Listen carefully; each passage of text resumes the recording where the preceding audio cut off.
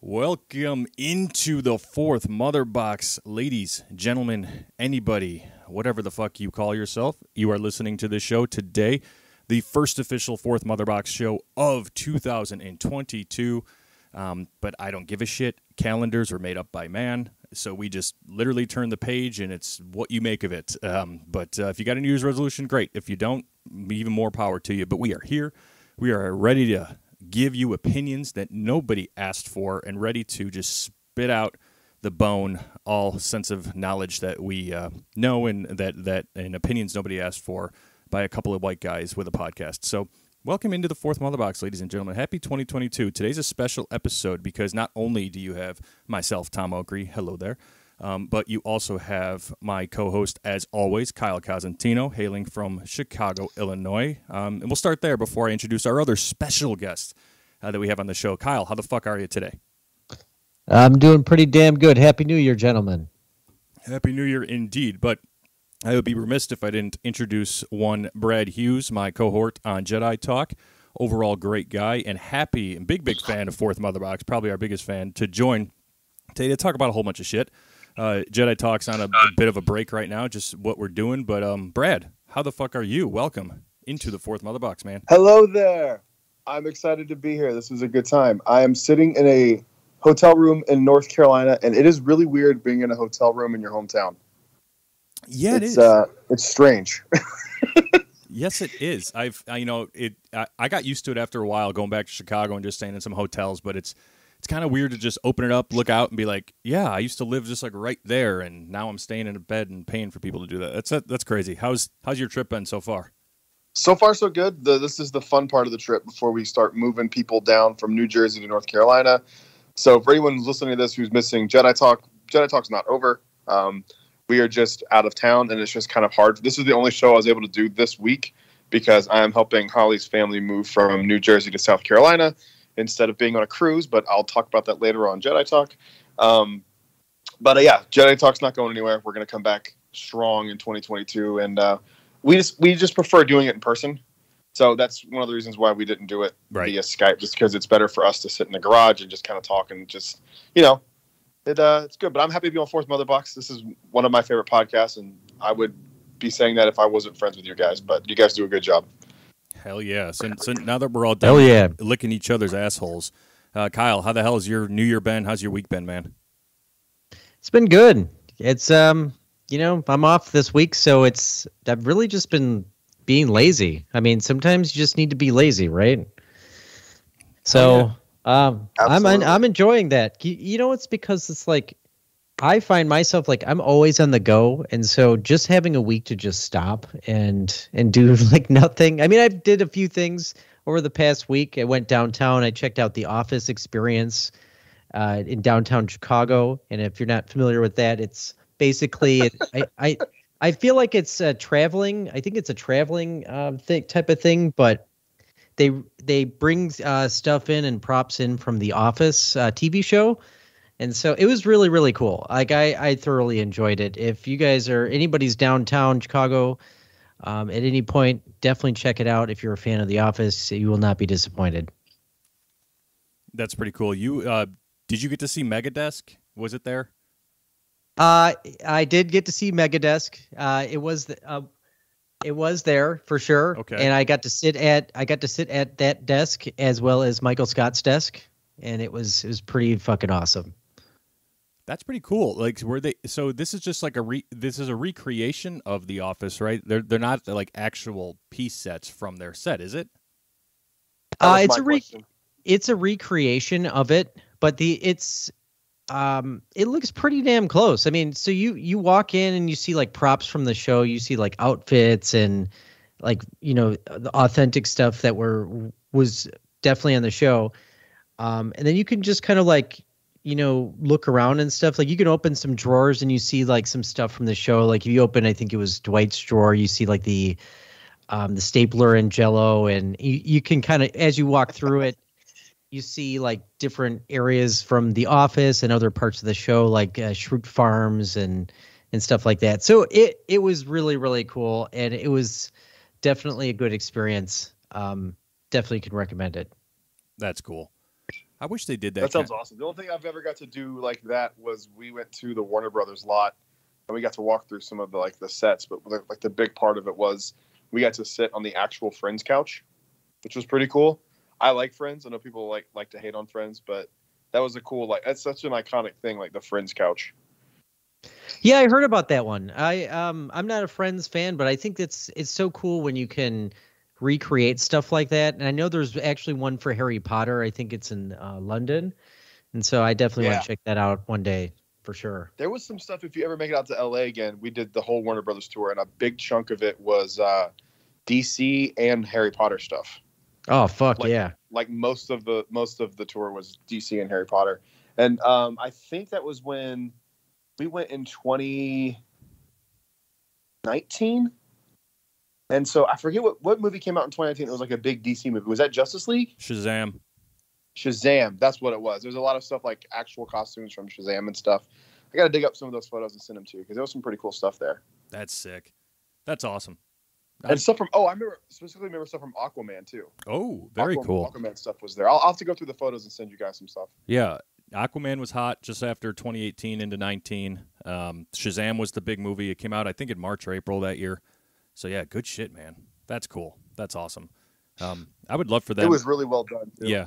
I know we have Galaxy's Edge and stuff, but that'd be cool if they did shit like that for Star Wars or more shit like that even for, like, DC. If they just, like, recreated the Batcave that you can go visit or, like, recreated the Fortress of Solitude, like, shit like that.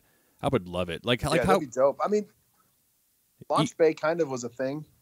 Well, Launch Bay, yeah, that's right. Yeah, Launch Bay was a thing. Are they like going to just revamp Launch Bay? What are they doing with that?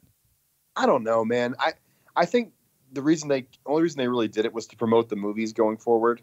You know, now that we're done with 7, 8, 9, I mean, they could easily keep it going with like how cool would it be to have like a Kenobi and a Book of Boba Fett thing? Did you ever go into Launch Bay and see like the stuff they had set up? I do. Yeah. Okay. I remember that. Yeah, Kyle, did you ever see that stuff? They had like actual props and like they had the actual pod racer from episode 1 in there.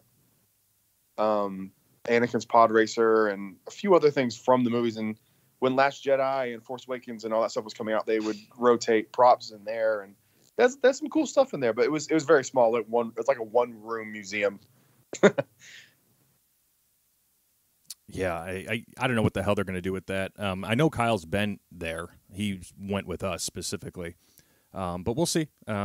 You know, maybe more stuff with Book of Boba Fett. I know we were thinking they'd do stuff on Disney Plus Day, but one of the main reasons Brad is here is to talk about Book of Boba Fett, and we're going to get to that in just a second. But this podcast has been evolving into somewhat of a very much not somewhat. I'm not going to hide from it. Like, we are part of the Metallica media. Like, we've been talking about Metallica for the past several weeks as we led up to the 40th anniversary. The 40th anniversary came and went. Kyle and I were there. We've talked about it at length, but I want to continue to talk about Metallica because on top of the comic books and stuff, this is what Kyle and I know very, very well. And we tend to get a lot of listens, and people will come listen to, you know, Metallica stories or just about the band in general, right? Like, we're a freaking, you know, Metallica podcast. So Brad is an interesting Metallica fan because when I met him, of course, Brad knew who they were. He's a, you know, they're a household name for God's sake. But it was, you know, and I'll let you tell it in your own story, Brad. But it's like it wasn't to like the band wasn't as big as you thought it was, right? And I want to hear your perspective, like, because this is a great fan perspective to have because this band has been around for 40 years. Have a lot of people have been with them lock and step for 40 years. Or 20 plus in Kyle and mine's sake, but like Brad comes around and he's becoming a fanatic in, you know, later on in Metallica's years. So what was your experience like, man? So I really found them out through you, like just becoming friends with you and Kyle, and that was literally like, I remember the first Metallica song I ever heard was Nothing Else Matters, even before Sandman. I say that, but like I probably heard Sandman before, like on the radio, just didn't know what it was. But I remember specifically, I was driving in my car when I was a teenager on a 106.5 The End in Charlotte, and Nothing Else Matters came on. I was like, who is that? I was like, that's Metallica? I thought they were like a metal band. And I never really got into them whatsoever up until a few months ago. And I'm like obsessed now.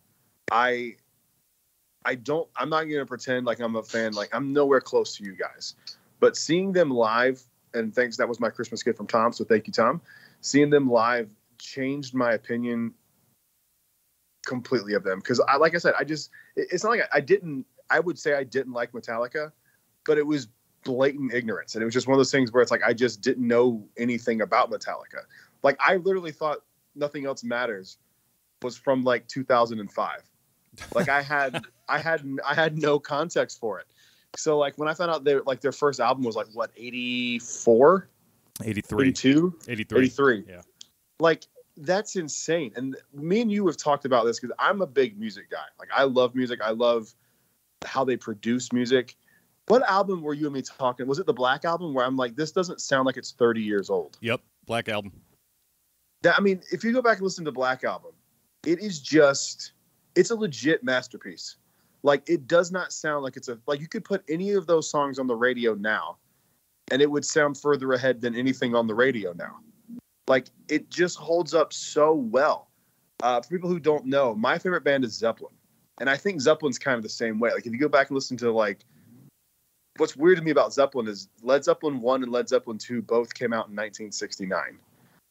And those are two crazy iconic albums. And they hold like what you have to do is you have to like go listen to what was popular music at the time to be able to compare. So like think about the first Metallica album came out well before Warrant's Cherry Pie. Yeah. Like think about how insane that is. That's nuts. It's wild. I think they are the best band I've ever seen live. They're absolutely incredible, and I cannot wait to get my 40th shirt. Oh my god, I'm so excited. Yep, got that. Got that ready to go. I had a question. What? And I guess like maybe I heard this before, but I just don't remember. Why did Led Zeppelin break up? John Bonham died. Well, and that's it. That's it. They've gotten back together 3 times, so they've used his son Jason Bonham. Right. Yeah, I heard for like recently, and the one they did in 2007, they used him. But before that, like they did Live Aid, and like they just didn't. If you go back and listen to the Live Aid show, they just don't sound very good. I don't really think they rehearsed all that much for that. It's not a very good performance. Yeah, Robert Plant's just like, yeah, that's done. You know, every time the rumors come up, like they're getting back together, he's like, nope, I'm not doing it. I don't want to become a karaoke version of myself, which I kind of get. But like when you look at a band like Metallica, that's like, they don't feel like that. You know, they've kept going, I guess, which is the difference. You know what though? God, I mean, I think his son, Jason Bonham, I think it was him who played on the Black Sabbath 13 record when they couldn't get Bill Ward back. And I don't see why they couldn't just keep going with that. I get not being a parody, but some bands have lasted the test of time. Like when I saw Judas Priest, which is, I think, almost just as old as Led Zeppelin, I mean, Rob Halford was flawless live. And maybe you just don't get singers that often that can sing like that. And granted, you know, Robert Plant is just like his own thing. You know what I mean? Yeah. But I mean, he's like, I don't know. I mean, there's ways around that though. I mean, I think like over time, like your voice changes and then you could just obviously change the tuning if you can't get to that range that you once were. Yeah. And there's always, and you know, in today's world with like technology, like you could sound like literal shit as a singer and there's going to be an audio program that's going to just fix your voice. You can do that. And I think they sounded great. And there's a live album, the one that they recorded in 2007 called Celebration Day. They did tune everything down a half step, but it sounds great. Like I don't understand. You're one of the greatest rock bands, in my opinion, the greatest rock band of all time. Like it's just a shame. Give me one time to see you. Like I'm going to see Robert Plant in North Carolina in February because like I gotta at least see the parts of them that still exist. Like I can't. I've never seen any of my favorite band live. I've never seen Jimmy Page in person.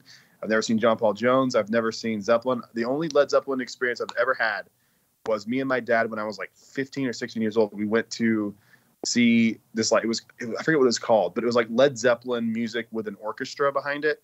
And the guy that sang sounded just like Robert Plant. It was insane. But it was like all their music had like it was basically like S&M, but with Led Zeppelin, but not Led Zeppelin. But it was unbelievable. Like the music was so good. And it made me, I remember just sitting there being like, God, I'm never going to see Zeppelin in concert.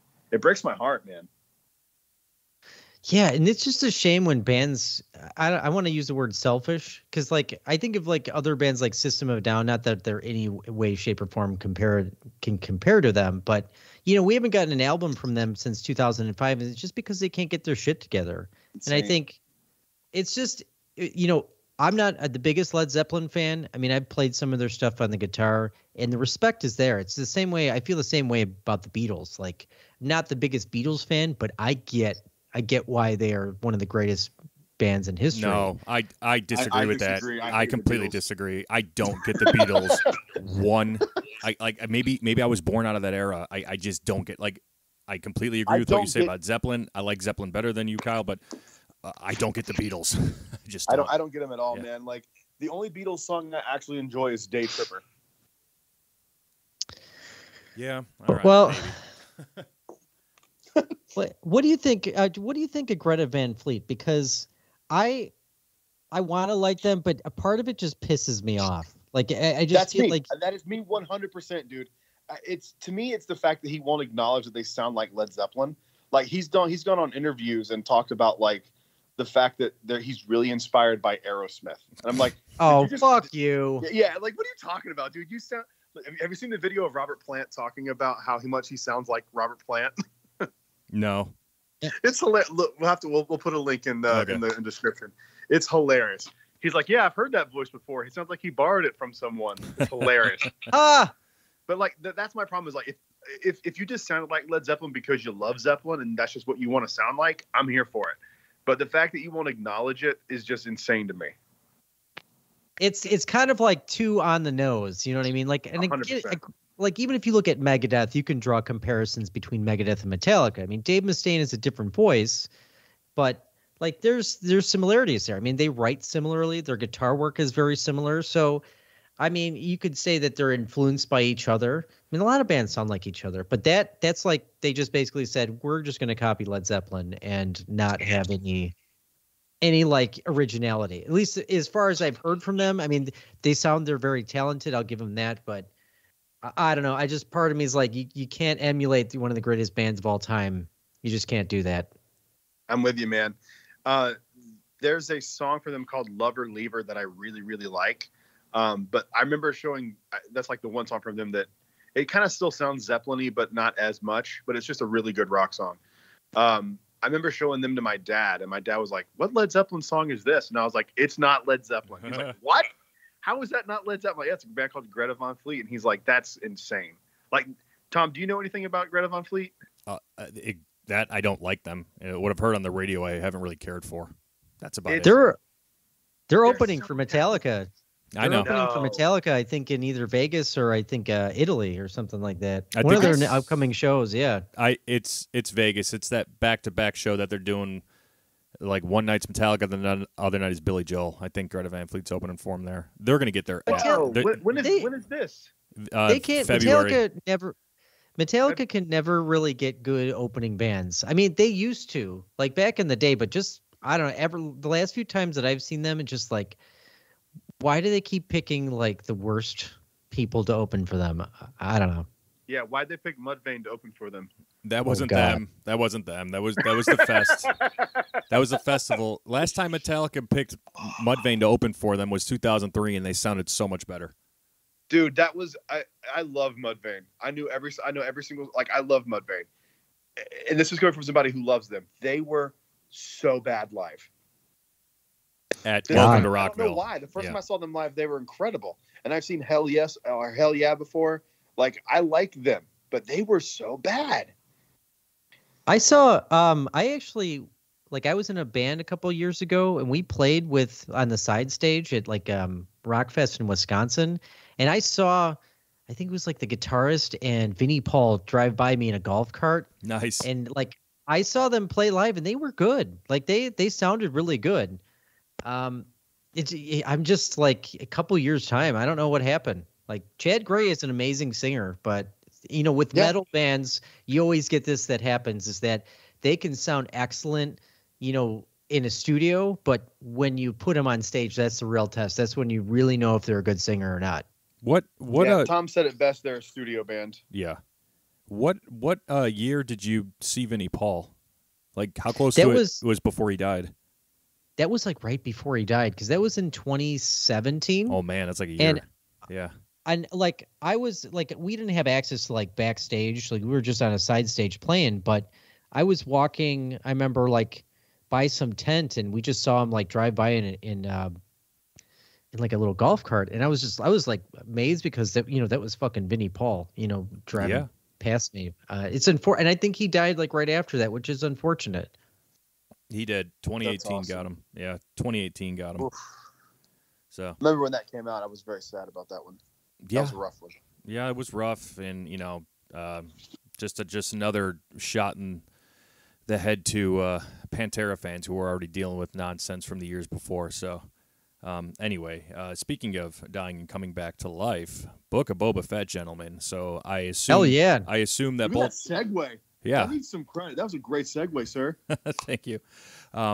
So I assume we've all seen Book of Boba Fett, and spoiler alert, we're going to talk a lot about the first episode we were given for Book of Boba Fett. So I just want to put this out here right away immediately before we get into the nitty-gritty and get both of your guys' thoughts about this. Like, I'm seeing this get some negative reaction online right now, and I have no fucking idea why. It's like, what more do you want out of a first episode for a character we know nothing about, outside of very little that we've received in the original trilogy, a little bit in the prequels, some in the Clone Wars, and then, obviously a lot more in The Mandalorian, but we don't know how we got to that point. So, like man, Star Wars fans, God damn it, you're pissing me off. Like, come on, guys. Dude, they are the what do you most want? annoying fucking fans on the planet. Like, I thought it was, before we'll dive deep here in a minute, but this is just my overall thought. It was a great establishing episode. Yes. It was a great way to get a lot of shit out of the way. We see how he survived the Sarlacc. We see how he survived, and he's gonna probably end up killing those Tusken Raiders, I would assume, or becoming friends with them and working something out. Who knows how that's gonna go? But I think they did a great job. It was masterfully written. I don't know if anyone noticed this, but there was no talking in the episode until 10 minutes in. Yep, I caught that. I thought that was there really was well not done. a single word spoken until 10 minutes into the episode, and it didn't feel like it was boring. It was great. I wish you would have seen maybe a little bit more out of the Sarlacc escape, but he escaped. That's all you need to see. Mm-hmm. I give it like a 7.5. It was a little slow. Like, I think we didn't need to see him try to escape the Tusken Raiders so much, so often. But it's fine. And Robert Rodriguez, guy who's like, I can overhype the show all I want, it's going to deliver. That's a bold thing to say. But I liked it a lot. What did you want? Like, him to be wielding the Darksaber on the throne? Like, it's clearly picking up where we left off with Mandalorian. You got to give it a little bit of time to breathe. It's the first episode. Yes. I get it. If we get 4 episodes like this one, you have a right to complain. But the first episode, man, cut them some slack, dude. They had to establish what was going on. And I knew people who were still confused about when this took place in the time period. Right. So I was talking to friends of mine. I had to clear it up for my friend Justin. He was like, when is this? And I'm like, it's right after Mando. Remember at the end of Mandalorian? He didn't even see the teaser for Book of Boba Fett. Oh, wow. So he was very thrown off by the time period. But I don't know, man. Like, I don't understand this hate. And it's the Mandalorian was way more boring than not the first episode, but those middle episodes got so much praise, and those to me were boring as shit. Mm-hmm. So I don't know, man. It's Star Wars fans, we love you. Please check out Jedi Talk. But Jesus Christ, quit complaining. Yeah, that was bad. So we've got 2 established timelines here. When he's in the Bacta he's reliving right after Return of the Jedi when he fell into the Sarlacc pit, right? Like when he was found by the Tusken Raiders, and you're finding out how. And the prequels. What was that? And the prequels. Oh, they showed him as a kid. They did for a quick hot minute there. They did call back to Brad's favorite, Attack of the Clones. And then when he's obviously, finally getting some representation. Yeah, finally, God, finally the prequels are getting some love. Christ. So and then we see real post Mandalorian, the post Mandalorian, post sequel trilogy, timeline that's closer to not post sequel trilogy, but before the sequel trilogy timeline that he's in. So this is Mandalorian timeline, guys. This is part of the sequel trilogy. And those of you who are out there yelling that you hate the sequel trilogy, guess what? You hate Mandalorian, Book of Boba Fett too, because this is right in the smack dab. This is Disney's content, guys. So suck it. Kyle, before Preach.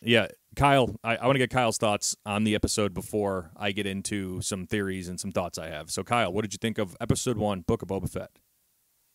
I thought it was really up to par with everything else that we've seen.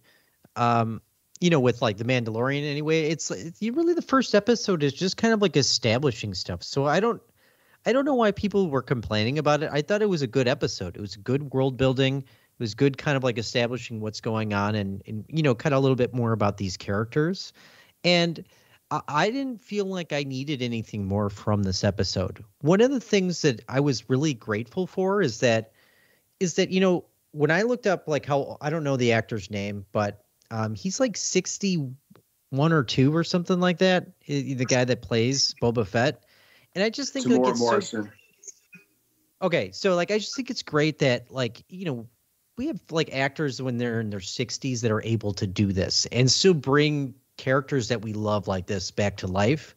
And maybe that's a little bit of that Hollywood movie magic type of stuff, but that's one of the things that I was really grateful for. I think this was like a really cool setup. So I'm really interested to see where this goes. So here's, and I couldn't agree any more than what you've said. I don't get this hate, and when I'm looking, this is the same shit with like The Last Jedi. I'm looking in comments of posts, and I'm looking to see what people say about it, other than just jumping on because it's popular not to like it. Nobody's really giving a solid answer as to why they don't like it. They just didn't like it. It's like what? Again, it's like you got a problem that Slave Leia wasn't there. You got a problem that Jabba wasn't alive all of a sudden. It's like what's your problem? It's just like let it go. Let it go. This was an okay episode. This would be better than okay episode. And I particularly I'm loving the things that we got, right? So the Tusken Raiders, we're seeing a lot of the Tusken Raiders from Mandalorian and Book of Boba Fett already. So what's significant with them? Brad, what do you think specifically, and Kyle, your thoughts too? Could the Tusken Raiders be a long-lost tribe of Mandalorian? Which one were the Tusken Raiders? Were they the little guys or the big guys? The little guys are the Jawas. The big guys are the Tusken Raiders. Okay. I love the new design, like the black look for their costumes. I thought that was a really cool way to kind of so it's not the same Tusken Raiders. I love the design of those. I don't know. That'd be interesting. I'm just kind of wondering if he's gonna like strike a deal with them or something, because he killed that like centipede thing, which I the first time I saw it I liked it, but then when I watched it again I was like, this kind of feels like a stop motion looking creature, like from what's that the movie that was like stop motion, but it was like based on like the Odyssey. What was the name of that movie? No idea. From like the 70s. Oh man, what's the name of that friggin' movie? Debbie Does We watched Dallas. it in we watched it in high school. I'll have to find it. I forget the name of the movie. But oh my god, I know what you're talking about. I know what you're talking about now. Oh yeah, it had like that weird like robot chicken thing. Yes. Yeah, Okay. what the hell was that called? I don't know, but I remember when we were like reading the Odyssey and stuff that we watched that too. Oh, I'll find it in a second. Okay. Yeah. I'll find it in a second. But I don't know. That would be an interesting take, because we've never seen the Tusken Raiders take off their helmets. So that could be a thing. That's a good idea. I like that. Yeah, I mean, you never know. I was trying to place. At first, I wasn't. I forgot about the Bad Batch there for a minute, so I thought the younger Tusken Raider. I'm like, oh man, is that Fennec Shand?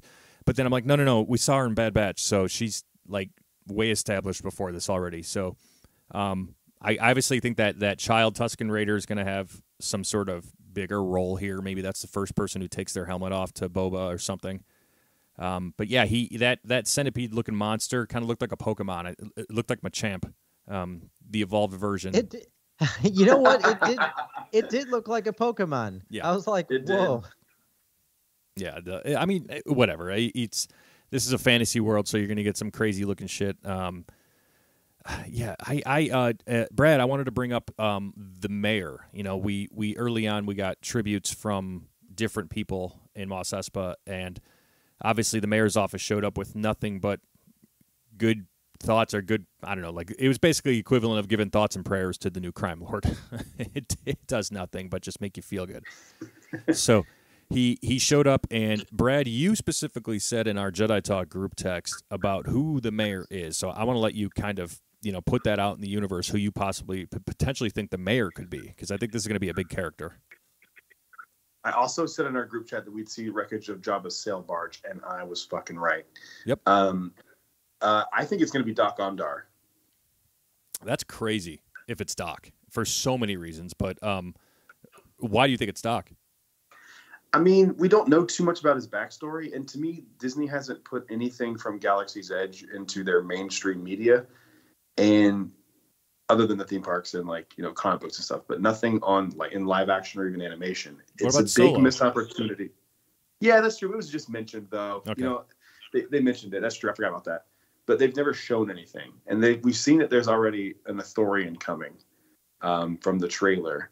So I think it would just be cool to maybe he used to work with Jabba or something and doesn't know that Jabba's toast, and now he has to deal with Boba Fett. And we do know that Mandalorian's helmet ends up on Doc's wall in Galaxy's Edge. Right. So I don't know if that just means that he has the helmet or if he's dead. But is Doc Ondor is Doc Ondor exclusive to Batuu?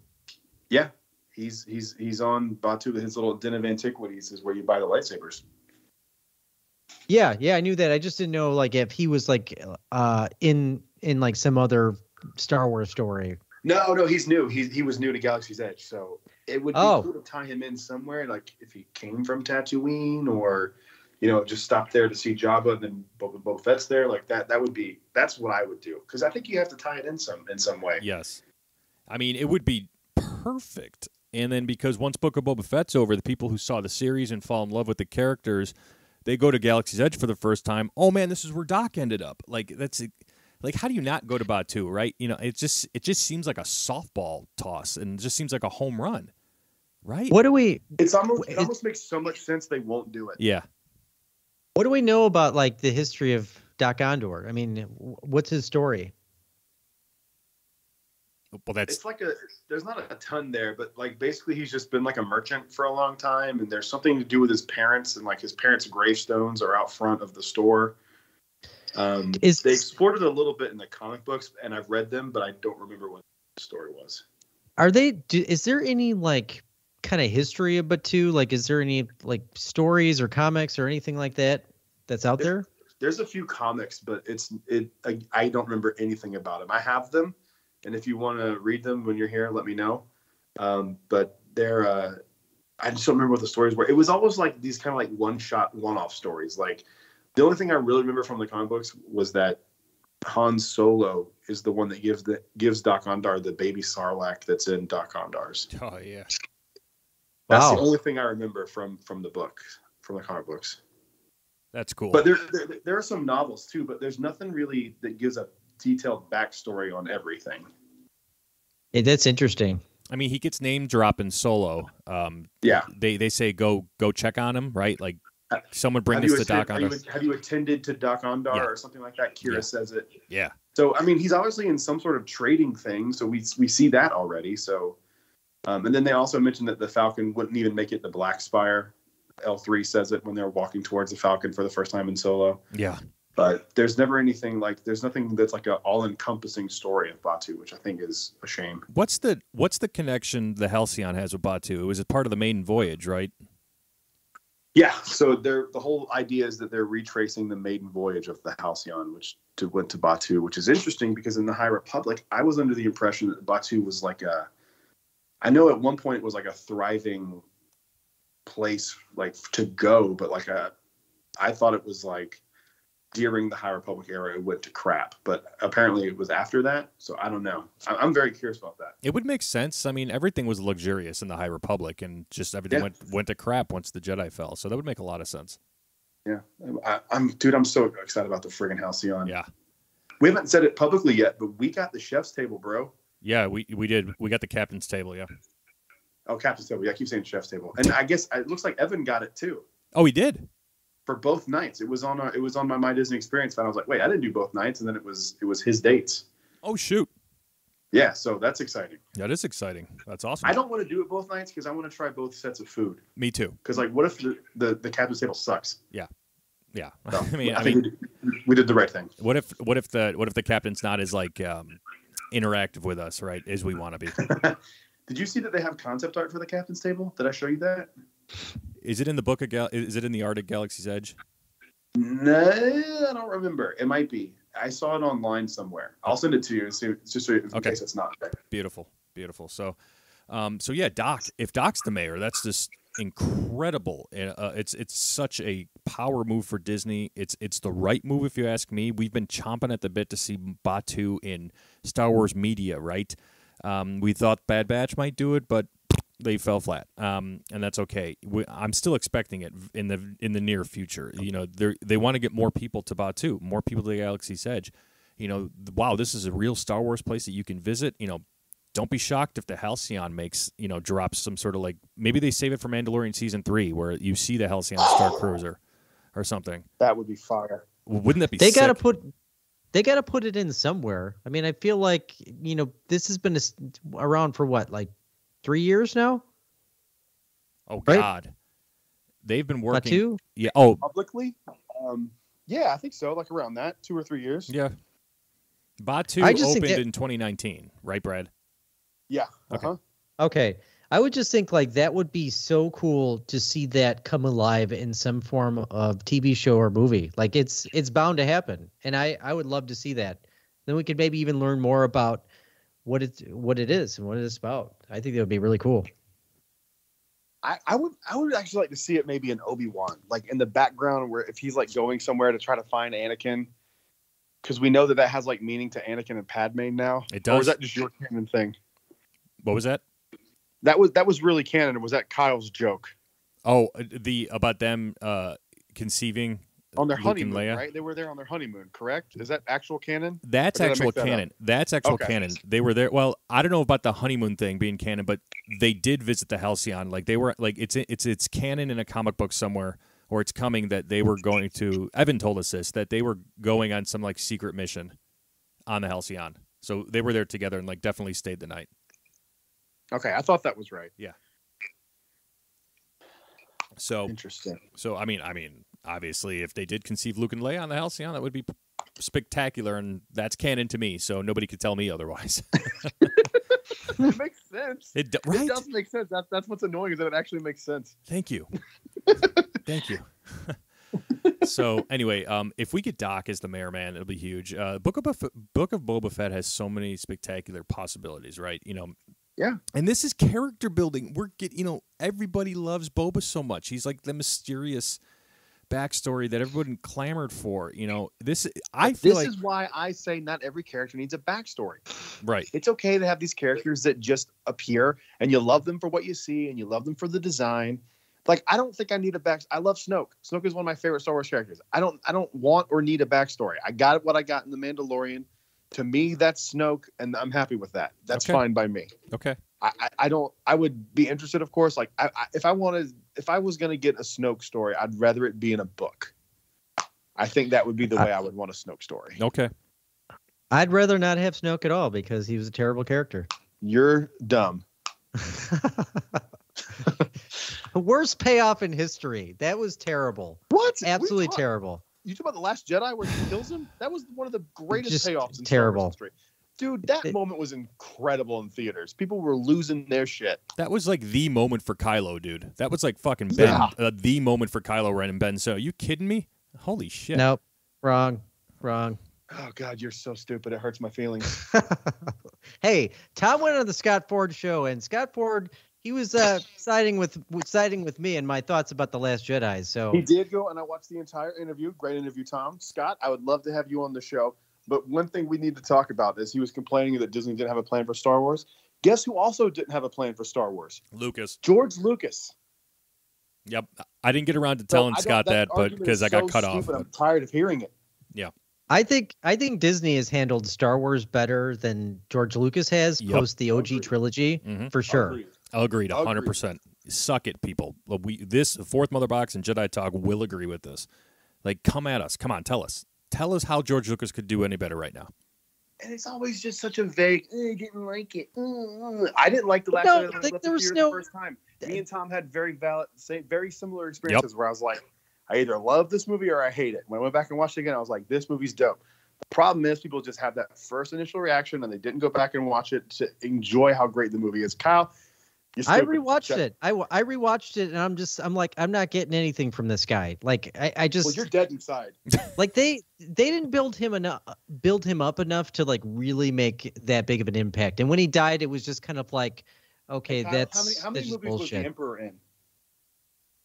How many movies was the Emperor in? Oh God, I know One. the answer. It's the last one, Return of the Jedi. He's in a Just holoscan in one scene in Yeah. in Empire Strikes Back, and he's only there in Return of the Jedi at the very end of the movie. He's a presence, and Snoke was the same thing. It's the same thing. But Snoke was in The Force Awakens more than the Emperor was ever in Empire. So it's like there was more of a presence from Snoke in Force Awakens. So it's like it's just like Everyone, how's the Emperor okay and Snoke not? I feel like the Emperor Palpatine, he didn't really get his.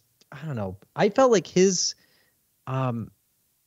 spotlight was more of Rise of Skywalker, because whereas the OG trilogy, it was more about Darth Vader. I mean, that's where the spotlight was. Emperor Palpatine, he was there. He was a presence for sure. But I don't know. I just felt like he had more. How'd he of come like back, a- Kyle? How'd he come back? Kylo Ren? Hold on, Brad. Hold on. How'd he come back, Kyle? Emperor Palpatine? Yes, We still don't know that because Exactly. that was a loophole. exactly. Somehow That was a Palpatine hole returned. in the Star Wars saga. Go ahead, Brad. Sorry. Do you think they're gonna like talk about that at some point? Because No. I don't know. Like even in the Rise of Skywalker, I would say like he got thrown into like over a bridge into into space basically, and somehow he's fine. They just brought him back, and it was just fine. Darth Maul That's my survived understanding. something similar. So I mean, it happens. I mean, fuck, it happens in comic books. Boba It happens in Fett Star Wars. survived Yeah. the Sarlacc pit. I mean, it's a comic book movie. We gotta just be okay with this. I mean, my biggest issue is everything that I was talking to my brother-in-law Dave, well, soon to be brother-in-law Dave, about Last Jedi last night, and he's like, I didn't like it, and I was like, okay, what? And he's like, hey, Ray, and all the same cliche arguments, and I said, okay, you see more on-screen time of Ray training than you do Luke. And he kind of stopped. And he's like, "Really?" And I was like, "Yes." You know what though? Than Luke does. In The Force Awakens, she kind of gets her abilities a little bit too fast. I felt like, but I mean, you're right. I mean, Luke doesn't, where he's able to fly, like drive a moped and then shoot down the Death Star through an impossible shot, guided by Obi-Wan. It's the same thing, dude. I'm not saying like it's like the worst thing ever. I mean, I think it was fine. Like I'm not going to say she was a Mary Sue or anything like that. Rey was one of my favorite characters. So I love I was just Rey. saying, like I don't get like some of the backlash on her. I think that was like a perfect direction to take the franchise. Like it makes it interesting and different because you just sometimes you like get somebody with like a different background. It gives you a different perspective. And this was just like the natural progression. Like have a female character become a Jedi, because I don't think we've really seen that before, at least not that I'm thinking anyway. I don't know. I thought it was great. It was great. I just don't like the arguments of like that it's okay for the original trilogy to do it because I like the original trilogy, but when the sequel trilogy does it, Disney sucks and is wrong. That's where I have an issue. Yep. And it's just, and I'm not taking it out on you. I'm just saying like that's where I go. Like this is like it's you're talking out of both sides of your mouth. Not you. Again, not you. I'm just saying people when they argue this are talking out of both sides of their mouth. It drives me nuts. Yep. I know how it is. It's like us with like anything Batman or superhero, right? It just or Marvel. Again, like really, it's like the Marvel fans. It's like the Marvel fans. They're intolerable, and I don't think Star Wars fans are any different. Oh, Star Wars fans are the worst, dude. The Star Wars fans are the worst fans. Absolutely. Who do you think? Do you think Star Wars, out of all like the big major film nerd franchises, like who has the worst fans? Do you think it's Star Wars? Yeah, absolutely. Yes, Really? 110%. Dude. Yep. 100%. That they have this because they have a narrow-minded thing of what they. Have you ever heard a Star Wars fan go like, "This is what they should have done," and it's the worst fucking story you've ever heard in your life, and you're like, "Why would they do that?" Like, well, I think what should have happened is after episode 7, we should have focused on Wedge Antilles and his rise. No, you shouldn't have done that. I love Wedge Antilles. He's one of my favorite characters. But no, you shouldn't have done that. What they did was brilliant. The only character I think that got shafted in the sequel trilogy a little bit was Finn. Yeah, he did. Do you think they're going to come out with like a TV show with him? Because I could see. I mean, they kind of left it. John Boyega won't do it. Well, he kind of complained. He kind of complained that he didn't get like more of the spotlight, and they really kind of gave him the shaft in the sense that like, you know, he was Force sensitive, and I don't know if I can't recall if he actually said that in the film or if that was after the fact. It was implied. It was implied with him talking to Rey about he needs to talk to her about something, and only she would understand and that kind of thing. And that was like a real misfire, you know, with the last film. Even though I loved the last film, it's one of my favorites. Like they left a lot of things. Like, I don't know if they just kind of tried to wrap it up too quickly, or it was one of those things where they're like putting seeds for like future stuff. But I mean, if it was like Abrams should not have directed that movie. That movie should have been directed by Rian Johnson. I agree. I disagree with that, but Rian Johnson did the middle part, dude. He was the one that set up the story going forward. He should have been the one to finish it. I mean, he's got a point. He's got a point. Look at how they ended the Harry Potter films. Like, I think it was David Yates. He did the same 4. I was just going to bring that up because I just watched the Harry Potter 20th anniversary special. So did I. Talked about, yeah, that was fucking awesome. They awesome. talked about, you know, changing directors. And if you look at each film, like whenever David Yates took place, I think it was like the Goblet of Fire, but just the tone of the films changed completely. And even from the first 2, it's like, if you're trying to get somebody into it, like it's really hard, especially like an adult, like it's really hard to have somebody get into the films with watching the first 2 movies because they're so kid centered. But then like the last few films are just so dark and very adult. I mean, it's at the end of Goblet, some dark shit. At the end of Goblet, when Cedric Diggory dies and that howling, his father, just like, my boy, like that fucking scene. Oh, yeah. Oh, my Brutal. God. Nah, get the fuck out of here. I'm going to mute you, you stupid prick. Okay, like. This is the 4th Mother Box, dick. But Harry Potter is by far way better of a storyline than Star Wars will ever hope to be. Fuck both of you. All right, that's insane to say. Way better. That's insane. Any argument is just wrong. It's wrong. It's wrong. It's tremendous. It's tremendous. I know a thing or two about stories, and I'm telling you, it's one of the best. I looked at JK and I said, "Listen, I'm going to tell you, Harry Potter with his little sword or his little what's it called, a wand, his little wooden stick. It's going to be unbelievable." I had a point about Star Wars, but you bored me to death with Harry Potter talk. I forgot what it was. Good. We were making comparisons to how having the same director finishing the series is a smart thing to do. But I remember what it was. What? Any issue you have with the way The Last Jedi went, you can directly blame on J.J. Abrams because he literally picked it up with what he was given. You know, though, you guys are right in the sense that like those 3 movies just felt different from each other. And I almost feel like it's better to be consistent because then you get a consistent vision. And you could see a huge difference between the Last Jedi and Rise of Skywalker. I mean, huge. I mean, it's like Episode completely 7 felt different. Like a Star Wars movie that was just updated. Episode 8 felt like a Rian Johnson movie, which I love Rian Johnson movies, so I'm okay with it. And then 9 felt like a fucking Disney movie. /video game. That's a good point. It felt like a video game, dude. Like that scene where all those Star Destroyers are just lined up. It looked like Star Fox or something. Like it didn't look like Star Wars. Like it looked like a Star Wars video game from like 2003 on the GameCube. Like it just not the visually, but like just the game like feel. I don't know. The more I watch The Rise of Skywalker, the more I have issues with it. I know, because a lot of this shit just makes no sense. And you said something the other day, I think it was on the Scott Ford show. Shout out to Scott Ford show. That I had never really realized that they were going for this thing, and like it's anywhere in the universe this dagger is, and then they crash land and happen to fall into the pit where the sword is. That was ridiculous. What the fuck? I know. Dude? Yeah, like, that's I have a problem doing? with that. Yeah. And then the pieces of it happen to match the Death Star, and that's where you know to go. That also makes no sense because, like, what does that mean? Does it tell you what door to walk into? Like, right? Oh, I hate it. not the movie, but that whole part of it. And I hate Canto Bight just as much, but I think the overall movie is just so much more satisfying with Last Jedi. The overall movie. Oh, sure. I see what you're saying. Yeah, I get it. Tom, you want to plug your episode on the Scott Ford show? Because I felt like it was a really good episode. I just finished listening to it yesterday, and you guys had a really good conversation. So I think it'd be good to talk about that. Absolutely. I shared it on my Facebook page. I'll share it again within the Fourth Mother Box group. But Scott Ford, great buddy of the show, and Kyle and myself, has a popular YouTube show called The Scott Ford Show that he's been doing, I think, about a year or so. And he asked me to come on, talk about weight loss. And then we got into Spider-Man No Way Home.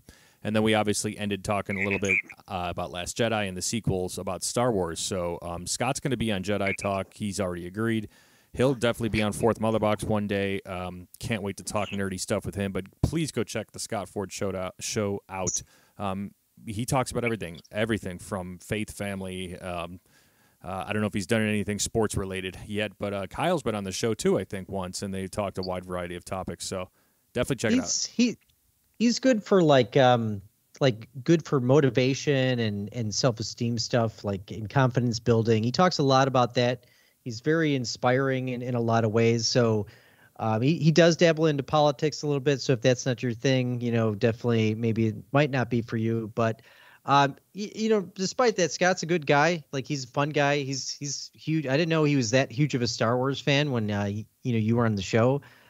So he would fit right into it in Jedi Talk. Yeah, he's got a Star Wars tattoo. I don't know what it is of, but he said he's got a Star Wars tattoo. So yeah, he's going to fit right into Jedi Talk. I can't wait.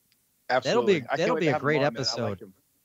That'll be a great episode. That guy. And I'm not usually a motivational speaker guy, but he does it in a not corny way. Yes, he's fantastic. So Scott, can't wait to have you on Jedi Talk, dude. It's going to be a blast. Hell yeah.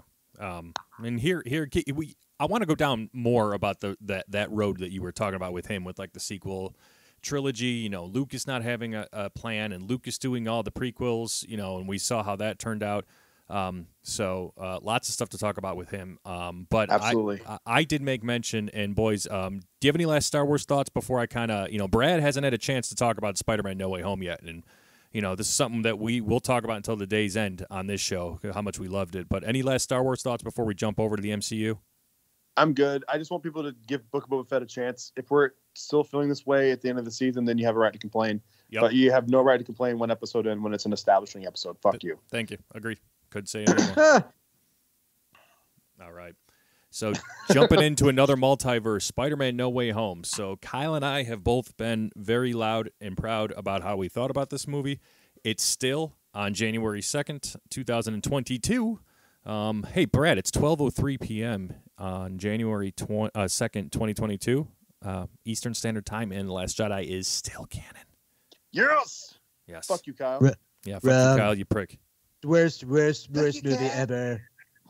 Screw you guys. Screw you guys, Cal. Fuck you, Cal. I'm going home and watch that Jedi, Cal. Fuck you, Uncle Cal. Oh. That post-COVID shit is so good. Fuck you, Uncle Cal. Fuck you. I love it. It's literally Cartman. I know. It looks just like it's so good. Oh my god, that is one of the best episodes of South Park. That two-parter is so great. Mm-hmm.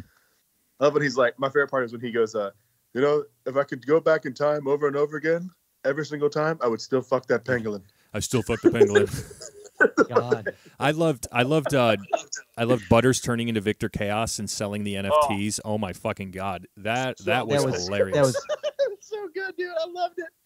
Oh, I loved it so much. I love South Park. It's like we could do a South Park podcast, dude. I love South Park. Yes, we could. All right, jumping into talk the about. Go ahead, Kyle. I was just gonna say, talk about the test, like the time that show has been out, and it's just been consistently quality. Yeah, they've been doing, say what you will about The Simpsons, they've had their ups and downs, but South Park has been nothing but at least they've been consistent. When they try to do their thing, they try it. And they've been, doing episodes a little bit differently than how they originally would do it, but they're always delivering, and it's something that I can enjoy from start to finish. There's never been a South Park episode where I felt like this sucked. I didn't enjoy my time. I've always been able to laugh at something. Agreed. There's never been one that fell flat. It's always good. Right. So always good. Kyle and I loved No Way Home. Brad, give us all your thoughts. It's my favorite MCU movie. I'm just going to go ahead and start there. Before this, I think you and me had the same one, but mine was always Winter Soldier. That was always my favorite MCU movie because it just felt a little different than all the other ones. I've always liked it. But this one, man, it's so funny, Tom. You and me are very similar. Andrew Garfield was my favorite Spider-Man. We've defended it to Evan 1,000 times on the show. I remember messaging you the day he was going to go see it, and you didn't get back to me in time. But I was going to tell you there's no way he would like it because of the fan service. He was going to hate it. Oh. I was right. But I think fan service gets a bad rap. Like the term fan service should not be a negative thing. Like you should want to have those moments as a fan. Like one of my favorite moments in the entire movie was when Harry Osborn said, I'm something of a scientist myself. Yeah. Like I love those. Like those are little things that if you don't really know the stuff, you're not gonna be able to appreciate as much. I thought it was fantastic the way they handled all the Andrew Garfield stuff with, especially with him redeeming himself with Gwen Stacy's death. That moment for me, there was a guy in our theater that as that was happening with Zendaya, as she's falling, some guy goes, that's the last guy you want doing that. And that guy was me. Oh, Christ. Oh, man. Just the way they redeemed everybody, seeing Toby in the Spider-Man suit just felt natural. It didn't feel, none of it felt forced. It just all felt very genuine and natural. And it was everything I wanted. I didn't think they were going to be in it very long.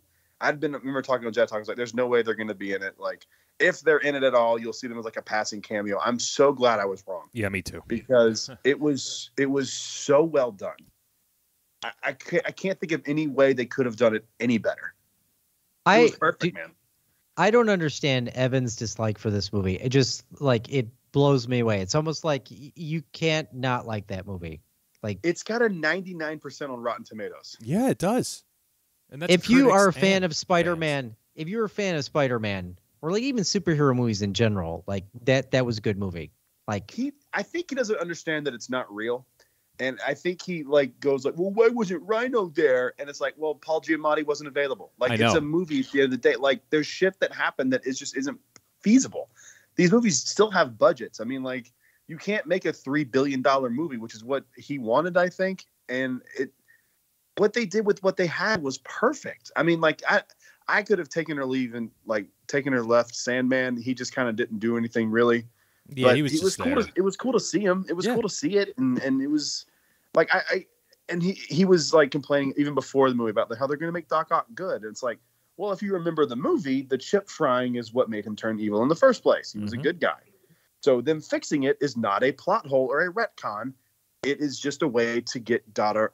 Otto Octavius back to being a good guy. So it's not a retcon. I think people throw these words around. They don't know what they mean. Retcon just means like, oh, no, when he comes into the portal, he's a good guy. And it's like, no, they fixed him. Yeah. He was a good guy up front. And you know what? You know what, though, too, is like the fan service comment. I mean, you could easily say that about the recent trilogy of Star Wars, like bringing back Han Solo and he's Leia, okay with Luke. it. Yeah. Evan's okay with it. That's my problem with him. It's the same thing. Same exact thing. Movie is Rise of Skywalker. So I don't want to hear you not liking that movie when you're okay with Sith magic, and that's fine with it. I literally went, Evan, Sith magic. I was like, I'm fine with it. I'm like, dude, come on. But you're not okay with what you got in Spider-Man? I don't understand it.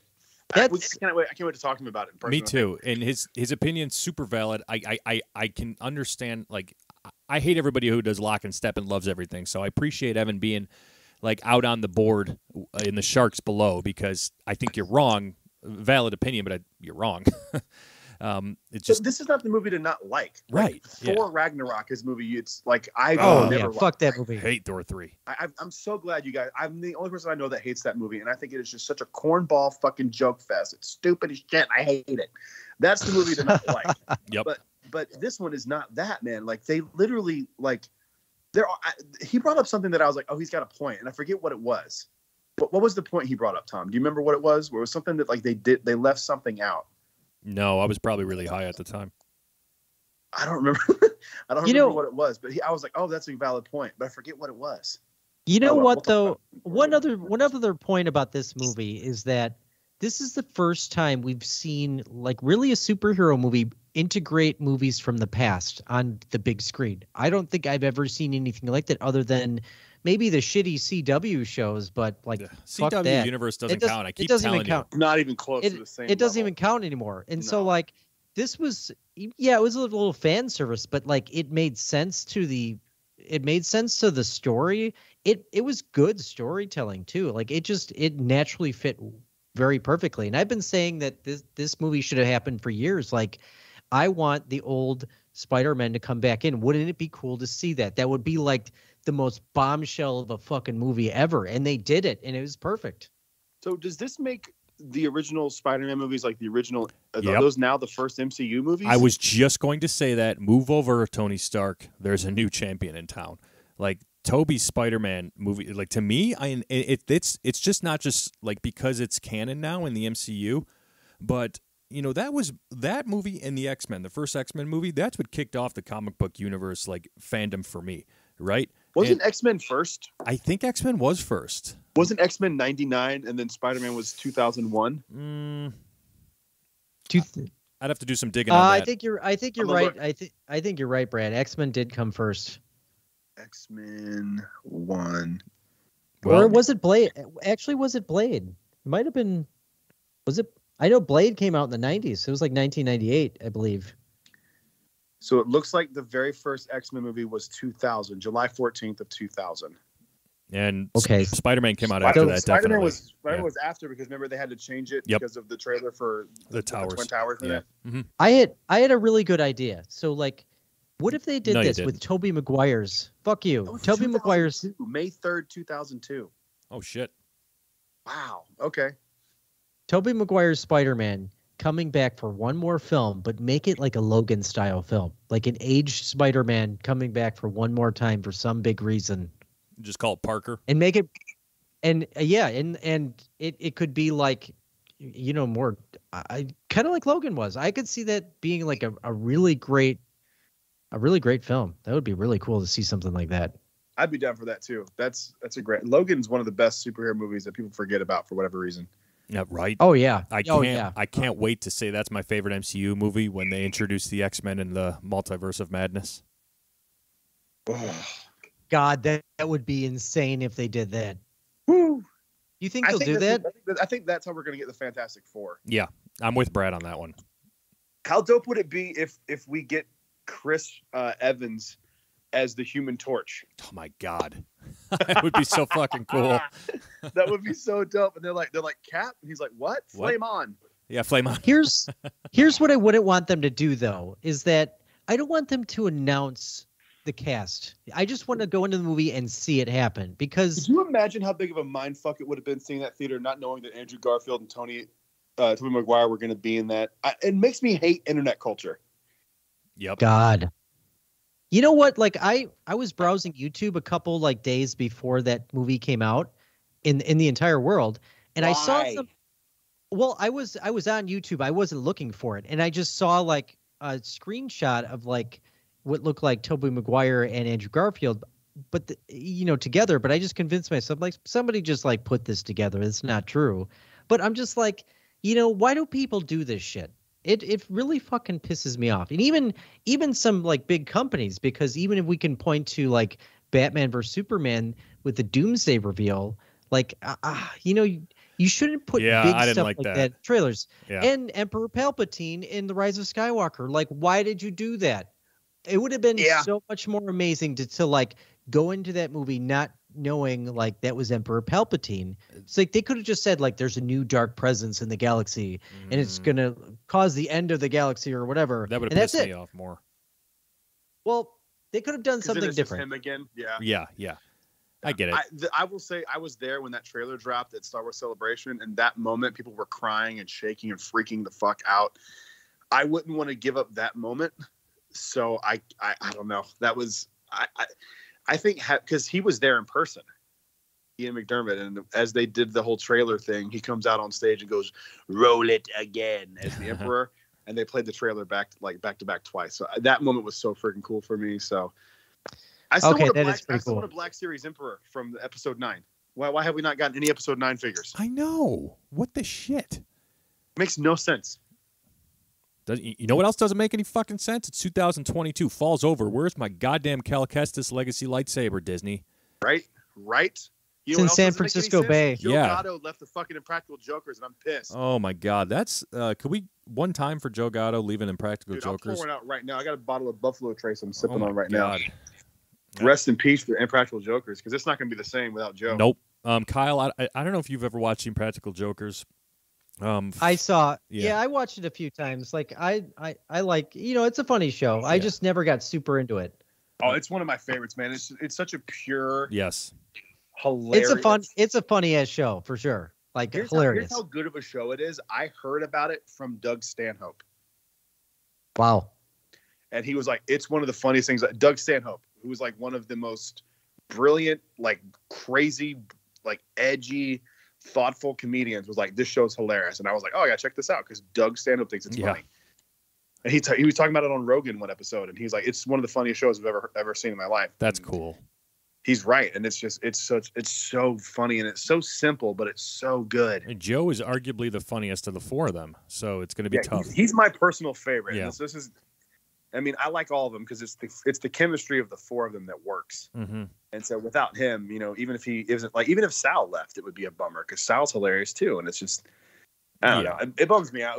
Losing Betty White and the Impractical Jokers in one day was more than I could fucking take. Hold up. I was getting on the plane to, and Kyle, you can do your Golden Girls joke in a second here.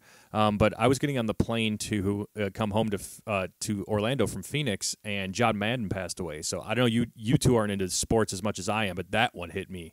Like John Madden was the first football color. Though. Yeah, he's the first football color commentator I remember like listening to. Like Thanksgiving games were all about John Madden. I got into the John Madden football game and hearing his voice like the boom, and all that shit. It's like his death was like holy crap, like a little bit of dose of reality. And then you're right, seeing Betty White and Joe leave the Jokers, like what a weird way to end years. Yeah, I was just gonna. I wasn't gonna make a Golden Girls comment. I was gonna say that Impractical Jokers has to be the best job in ever. Can you imagine just having like three of your like best guy buddies just doing fucked up shit on TV for money, for a lot of money? Imagine you, me, Kyle, or you, me, Tom, and Evan, like all just talking shit to each other. I mean, come on. Evans Murr. That'd be so fun. Evans Murr. Evan's 100% Murr. He keeps it all together. Who would be who? Oh God. You're maybe Brad, you're probably more of the, I mean, who's more impulsive of us, of the two of us? Like the most impulsive one's going to be Joe. I mean, I think I'm Joe. I went through a really bad divorce, had to quit jobs. There you pick go. up Joe. All right, you're Joe. There you go. I'll be Q because Q's a big comic book nerd. Hilarious. Yeah, he's quietly hilarious. And Kyle's the perfect Sal because he's a little effeminate and he's funny every now and again. Yeah, he's definitely Sal. Yeah. Q's like the behind the scenes, like he's like the guy that keeps the show going. Like he's like the big writer of the group. Oh yeah, is he? Okay. Yeah, they talk about like if it wasn't for Q, like the show wouldn't be what it is, and they actually brought him on because of how good of a writer he is. Oh wow, okay, awesome. Yeah, Q is like the dude. If didn't he know that left, about the him. show would tank. Yeah. Okay. Rest in peace, Practical Jokers. It's still there, but it's not going to be the same. Yep. Tom, do you still moonlight as Lucille Ball at Universal Studios? I do what your mom pays me to do, so yeah. That wasn't even like a good comeback. I mean, you could do. No, a lot it wasn't. better You would have done the Hey, same man, goddamn you dressed comeback up if I like said it to you. Like that's all you I do. mean, Dresses up like Ricky Ricardo. It's his $20. You know. Yeah, exactly. If I want to smack her around a little bit because she asked me to, I will. but you're Lucille Ball. You're not Desi Arnaz. I know who I was in that situation.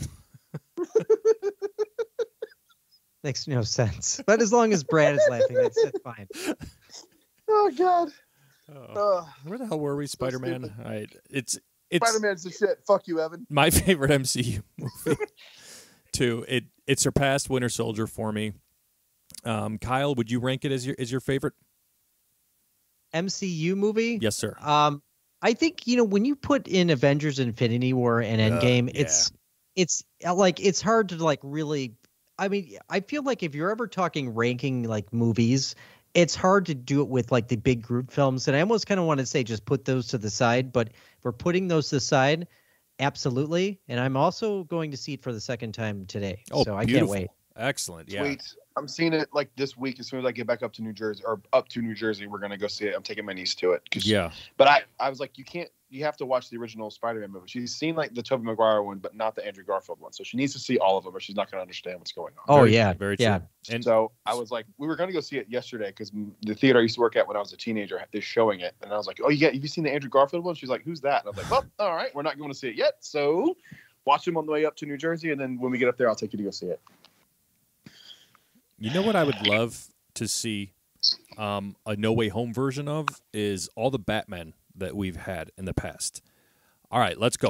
Christian Dude. Bale, Michael Keaton. Yes. We can't have Adam West, R.I.P. Adam West, but Christian Bale, Michael Keaton, Ben Affleck, Clooney and Kilmer Hamill. as a joke, maybe. Oh, it's a But- Joker. Never mind. Kevin Conroy. No. Like, We don't need that. Val Kilmer can't do it because he's like too fucked up. But we don't need to have George Clooney either because George Clooney hates George Clooney Batman. Everybody that is willing to do it should do it. Whether you like him or not, it's canon, bitch. If Attack It's not canon. If not Attack of the canon. Clones is canon, then fucking Val Kilmer's Batman is canon. Val Kilmer is he would like roll in. I think he's like in a wheelchair and he can't talk. So they just wheelbarrow donuts into his mouth every day. I used to be he's Batman. just- Yes, he's Mr. Kilmer, we He just understand. pulls up in the Batmobile. He's like, "I'll take a large number 4." Extra pickle. Isn't he sick though? Is he sick or is he just No, fat? he's fat. he had like throat cancer, Oh, so he whoops. can't even really speak. So Yeah, it was I knew he had something looked wrong. bad. It was something bad. My bad. Throat cancer bad. So hopefully he's Edit that doing out. okay. Edit it out, Tom. Edit it. But the reason I was saying they should do this with Batman is because, guys, we got a surprise second trailer, or actually third, I think, technically, for the Batman that's coming out in March that just dropped. Like the Bat and the Cat. Like, holy shit, they gave us a lot of new stuff. And Kyle and I have just texted about it briefly, and we really haven't even been able to talk about it. But, man, another spectacular trailer for this movie. It's like, holy shit, like, ooh, the Batman is setting up to just explode our minds and really open up a world of this character that we've never seen, and he's been explored quite a bit. we might get that. 6 hours long. I want this movie to be 6 hours long because it looks like it's going to have to be. Yep, It's almost 3 hours long, I think. Yep. That's what they Yes. keep saying. It's almost which 3. is what it needs to be. Mhm. And we might get, a all Batman film in the Flash because we're getting Keaton and Affleck. I mean, who knows who else we're going to get in there because it's a multiverse film, and maybe even some other alum like Michelle Pfeiffer, Catwoman, who still looks great to this age in her 60s, and Danny DeVito as Penguin. And I don't know. I have a funny random story. I was watching an interview with Danny DeVito, and he was talking about the Penguin character, and apparently when he was in the Penguin suit, like one of the Penguin bit him in the dick.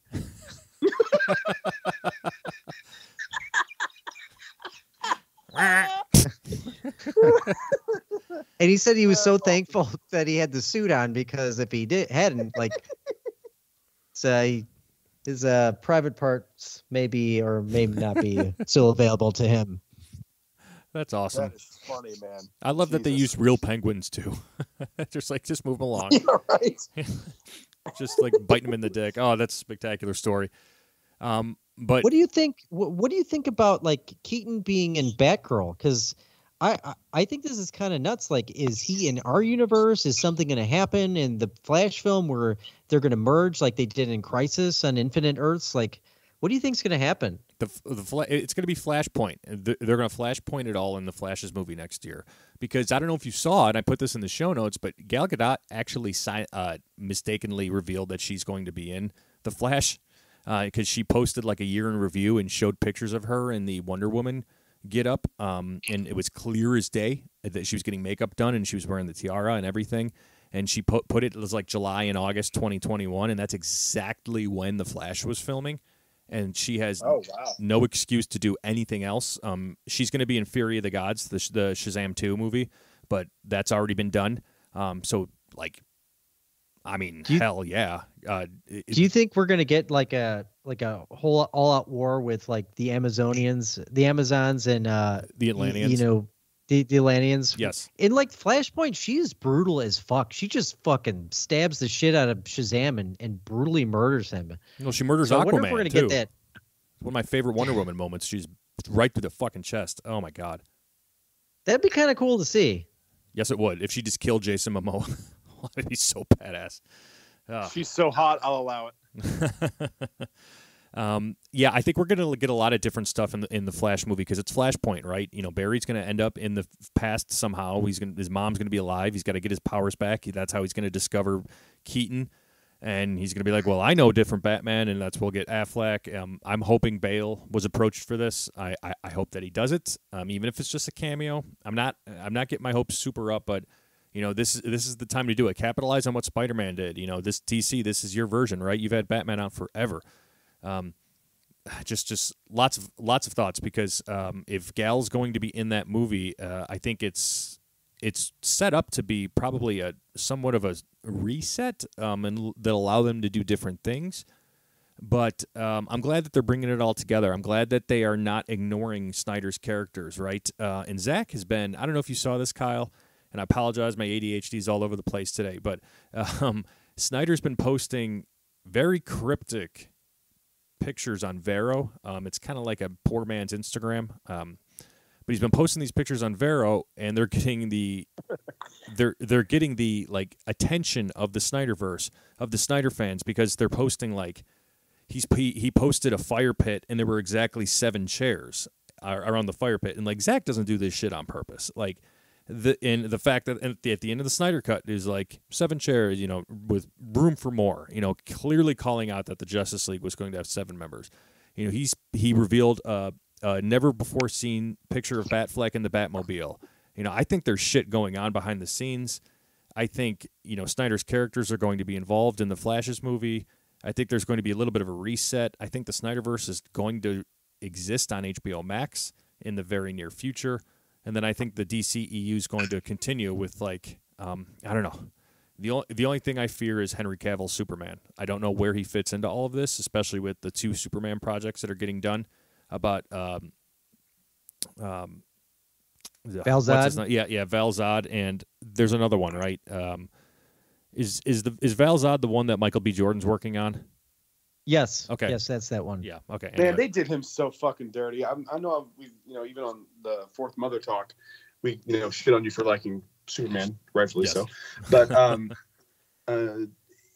they did him so dirty with Superman, dude. He's the perfect Superman. He's such a nerd too. Like, I love hearing all the stories, but I'm not a fan of The Witcher. But like hearing how much he loves doing what he does. Yeah. Like, he would go home in the costume just because he loves the character so much. Like that would be me if I was like in a Star Wars movie. Right. They did him so dirty, man. It makes me sad. Henry Cavill is very committed to his roles, and I love that about him. And even I'm a huge fan of The Witcher, and I'm still watching the 2nd season, which just dropped. And he talked about like reading the books a dozen times and playing the game like a dozen times. And the game is, I played the most recent game, which is like the most popular, The Witcher 3.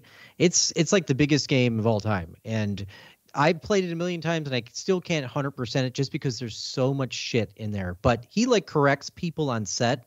And so, like, I love that about him. And so it's like he's just like a true fan, like, you know, taking a part in one of these roles. And I just think you're right. He is like one of the most perfect Superman. Isn't it dope that like the guy that plays Superman is going on set like, actually, that's not what he would do. It'd be a power 3. I love it. He is like that because he like plays World of Warcraft, and he's like a total nerd. You know how disappointing it is that he's that handsome and he's still a nerd, and we look like we look. It makes no sense. So upsetting. It's so upsetting. He should be like a fat guy shitting into a toilet pan somewhere. 100%. Like in World of Warcraft and the South Park episode. And he's British. Jesus Christ. I meant to ask you this. I meant to ask both of you guys this. Have you ever seen the documentary The Death of Superman Lives, What Happened? Yes. Yep. The Nick Cage Superman. Yes. I haven't seen that. Did you guys both watch it? Okay. It was done by a guy named John Schnepp, who I loved back in the day when he was on Collider. He was a big Star Wars pundit, and like just he's the kind of guy that like loves, not in an annoying way, loves everything. He's like, no, I'm a fan. Like, it's cool to see all this stuff come to life. and it just came up in my memory that he's been dead for like 5 years now, and he was one of my favorite people like online. And I remember seeing that movie only because he did it, because I loved him so much. I want to support him. But I thought you guys would dig it. If you haven't seen it, Kyle, you need to. It's really fucking cool. Okay, I'll put that on my list. Yeah, you'll like it. Oh, Chris Rock was going to be Jimmy Olsen or something in that movie, right? You cut out. Say that again. Oh, Chris Rock was going to be Jimmy Olsen in that movie that they were putting together. Yes. Yeah. That would have been crazy. Yeah, Keaton's Batman was going to be in it. It was going to be crazy. It was going to be a cool movie. I'm just sad Schnepp died too, but that just came up in like a memory because I used to watch it all the time. And Kevin Smith put that together, right? Yeah, it was a Kevin Smith movie. Yep. Yep. That's what I thought. Okay, cool. Yeah, definitely check it out, Kyle. You'll like it. It's really interesting. I'm due to watch that actually.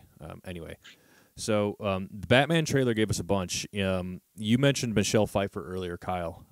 I hope she's ready to hand over the greatest Catwoman ever award to Zoe Kravitz, because Zoe is killing it. Whoa. Eartha Kitt is the best Catwoman. Okay? Let's make that known. And is this an opinion you're willing to go to your grave with? No, of course. I'm joking. Okay. She's going to be the best Batwoman.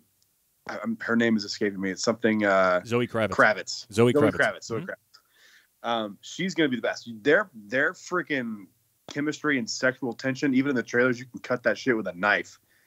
I mean, it's definitely... They definitely casted this well. Like, you can totally tell there's chemistry between the two of them. Yeah, there is. There's definitely Batman Catwoman chemistry. I just can't wait. More of the Penguin we saw a little bit in that trailer too, but it really focused on... You saw the way that car flip ends? Yeah. Amazing. Uh-huh. Oh. I think that might open the movie. That's gonna be towards the beginning. I just have a weird feeling about. I don't know why. No, I mean, that's a really cool establishing shot. Yeah. I don't think it's gonna be the opening, because I think we're unfortunately going to get another. They're leaving the movie theater and they get killed, kind of thing, with his parents. Oh. I hope not, but I think it's gonna happen. Yeah. The best way that was ever done was in Batman vs Superman. Mm-hmm. Snyder nailed showing it. that through the that through the credits. That was just the way to go. Yes. So, but I'm so excited for this movie, dude. Like, I cannot wait for this movie. This is my favorite. This is my most anticipated movie of this year. Mine too. Oh, this year we could say it. The Batman comes out this year. Dude, 3 months from now. 2 months from now. 2 months. 2 months. That's nothing. That's just what it was from like Halloween to now. We're gonna have the Halcyon paid off before the Batman comes out. I know. Oh, it's getting squirrely, dude. 2022 is gonna be the shit. Yep. Lots of DC, lots of Star Wars. We're getting, a Fantastic Beast movie that Kyle and I are actually very interested in. Lots of good shit.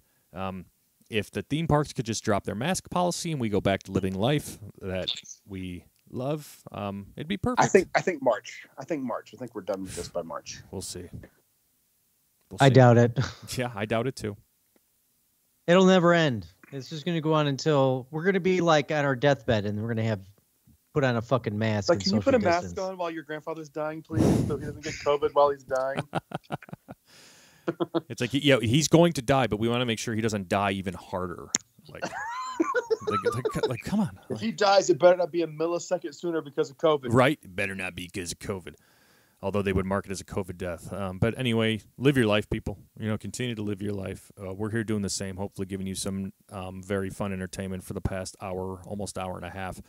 Gentlemen, any last thoughts today? Things you want to get off your chest? Any words of wisdom as we inch towards the end here and wrap it up for today?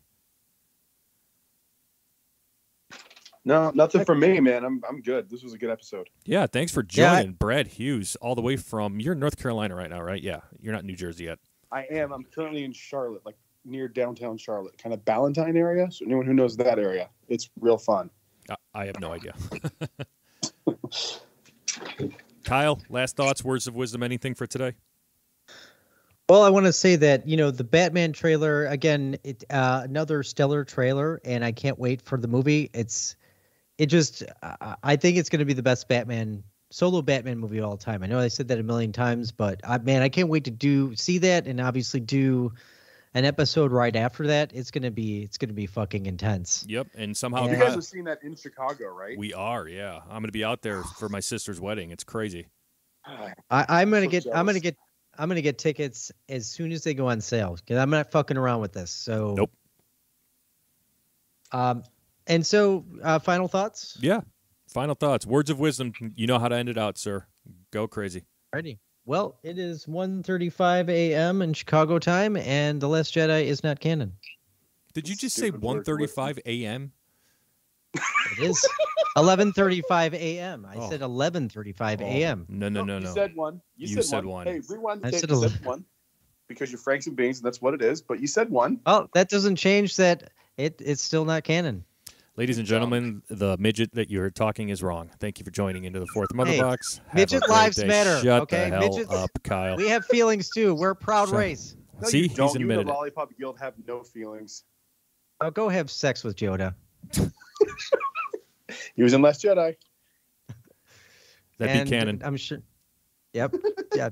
It would be On the canon. Halcyon. On the Halcyon. That's how we're in maybe it. Yoda comes in and he's like he does a stripper dance in a bar or something like that. And that's where we end it. Thank you, everybody.